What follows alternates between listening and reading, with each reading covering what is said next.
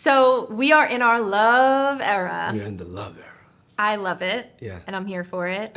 Tell me why this album is an R&B masterpiece. I think it's a one-of-a-kind work of art. You have like all of the best voices in R&B. Yeah. And then you have the truth of a love story that spans like a long time. It's a long time in the making. This is like my love story, so it's like, you know, all the different facets of it.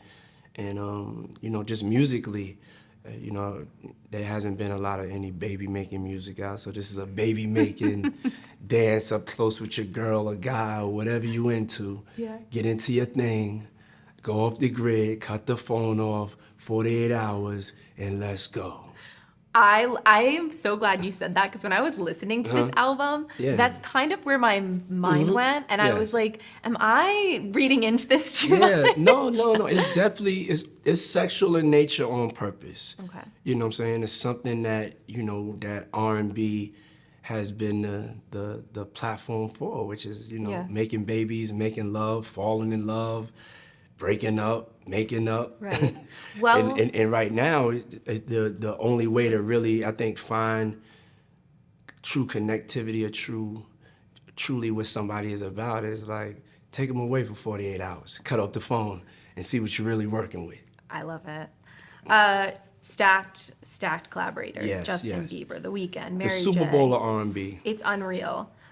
Who did you musically connect with the most in this process? Oh man, I connected with everybody that I made a record with.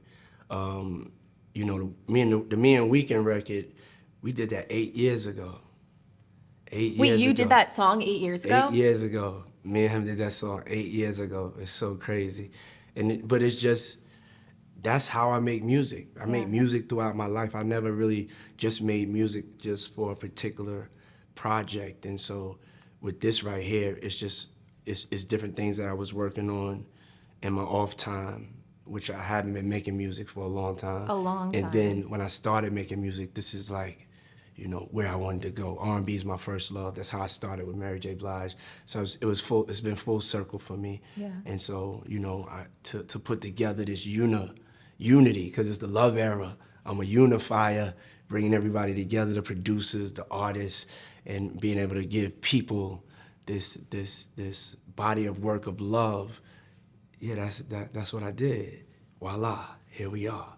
Welcome to the love era. Yeah. Is it a coincidence that we are also in 50 years of hip hop, that you are bringing back music?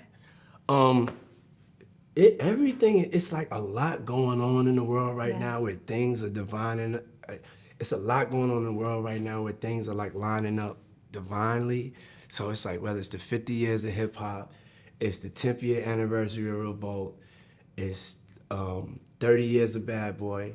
I mean, it's a lot of beautiful, positive things going on right now.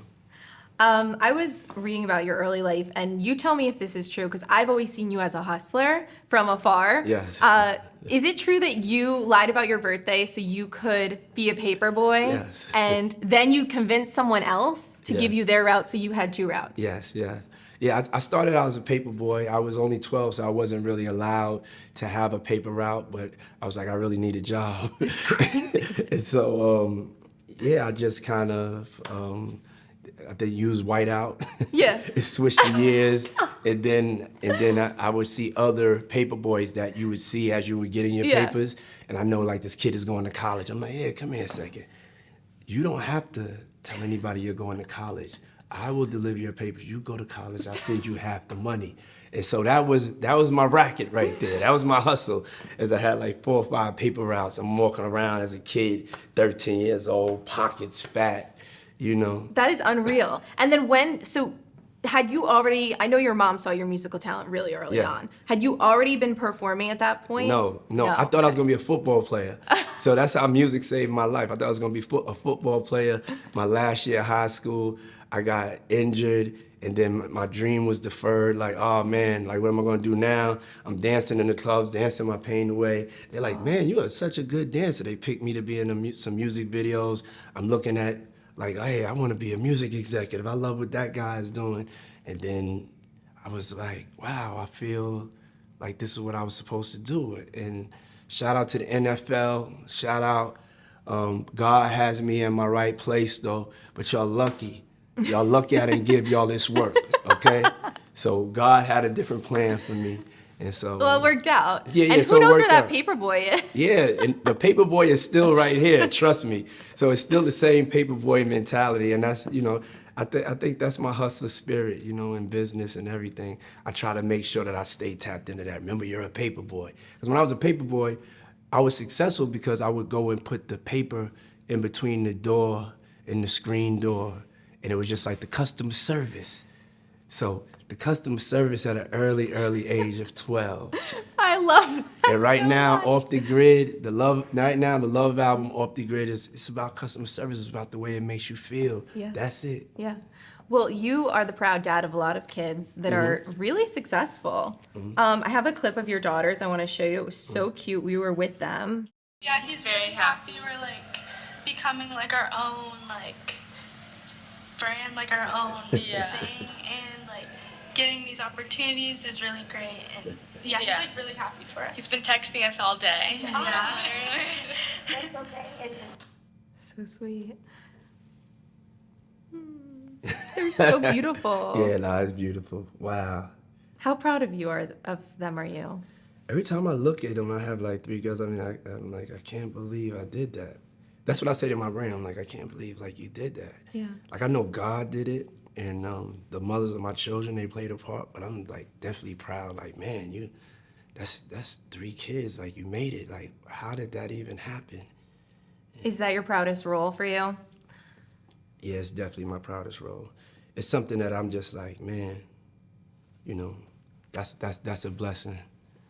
They're gorgeous. It really is a blessing. It's surreal to me sometimes, you know. Oh. When I look at my daughters, it's surreal. Like it's like, oh God, thank you. That's all I say when I see them. Just like, I can't thank you for the blessing. So you titled one of the songs Kim Porter on the album. Yes. I went right to it because I thought it was just really beautiful. I wanted to hear your heart. Yeah, definitely. I got with Babyface, and I really told him the story of me and Kim, and I showed him this picture, and I said, Babyface, like, I know your voice will penetrate the heavens above. I need you to sing this song to Kim, and I need her to hear it so she could come and visit me in my dreams. And that's the story I really told him. And we started writing a song, and I was like, I feel like I really want to make sure she gets the message. And I called John Legend. I was like, John, I need you to sing to the heavens above. And that's how we got Kim Porter. Yeah. And she has come and visited me in my dreams. So I have been able to, you know, live the best of both worlds. Beautiful way to honor her. Yeah. Thank you. Congratulations on the album. Thank you I'm very so much. excited for Thank you. you I very can't much. wait for people to hear.